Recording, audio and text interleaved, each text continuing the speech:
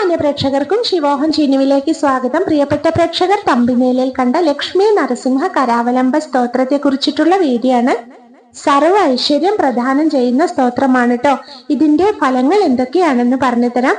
അതായത് ശത്രുദോഷം ഉണ്ടെങ്കിൽ അത് അകറ്റി നിർത്തുന്നതിനും, കടബാധ്യത തീർക്കുന്നതിനും, ഭയം ഇല്ലാതെയാക്കുന്നതിനും, ഐശ്വര്യം നമ്മുടെ ജീവിതത്തിലേക്കും ഗൃഹത്തിലേക്കും കൊണ്ടുവരുന്നതിനും, ഭാര്യ ഭർത്തൃബന്ധം സുഖകരമാക്കി അതായത് ഭംഗിയായി മുന്നോട്ട് കൊണ്ടുപോകുന്നതിനും, മാത്രമല്ല എന്തെങ്കിലും തൊഴിൽ തടസ്സങ്ങളൊക്കെ നേരിടുന്നവരാണെങ്കിൽ ഈ സ്തോത്രം ജപിക്കുകയാണെങ്കിൽ അതും ഇല്ലാതെയാവും എന്നാണ് കേട്ടോ പറയാ.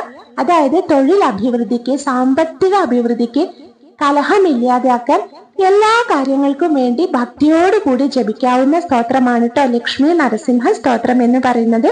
ലക്ഷ്മി ദേവിയോടൊപ്പം നരസിംഹമൂർത്തിയെ പ്രകീർത്തിക്കുന്ന സ്തോത്രം കൂടിയാണ് കേട്ടോ ലക്ഷ്മി നരസിംഹ കരാവലംബ സ്തോത്രം. ഇനി മന്ത്രം പറഞ്ഞു തരാം.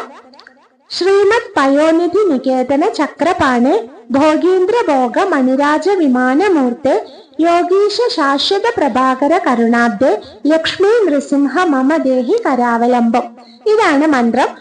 ഡിസ്ക്രിപ്ഷനിൽ മന്ത്രം എഴുതി കാണിച്ചിട്ടുണ്ട്. പ്രിയപ്പെട്ട പ്രേക്ഷകർ നന്നായി പഠിച്ച് കാണാതെ ജപിക്കാൻ ശ്രമിച്ചോളൂ കേട്ടോ. എല്ലാ വ്യാഴാഴ്ചയും ജപിക്കുന്നത് ഉത്തമമാണ്. നിത്യേന ജപിക്കാം, 28 തവണയൊക്കെ ജപിക്കാം. പക്ഷെ ആദ്യമായിട്ട് ജപിക്കേണ്ടത് വ്യാഴം ദിവസമായാൽ ഉത്തമമാണെന്ന് പറയുന്നു.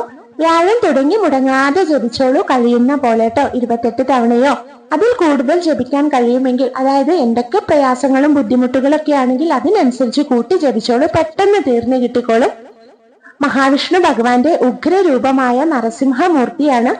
തീർച്ചയായിട്ടും നമ്മൾ എന്താണ് വിചാരിക്കുന്നത്, ഭക്തനെ കൈവിടാത്ത ഭഗവാനാണ് നരസിംഹമൂർത്തി എന്ന് പറയുന്നത്. തീർച്ചയായിട്ടും ഫലം ലഭിക്കും. ലക്ഷ്മി നരസിംഹ സ്തോത്രമാണെങ്കിൽ ഒന്നും നോക്കാനില്ല, ഐശ്വര്യവും അഭിവൃദ്ധിയും ലഭിക്കും എന്നതിൽ യാതൊരു സംശയമില്ല കേട്ടോ.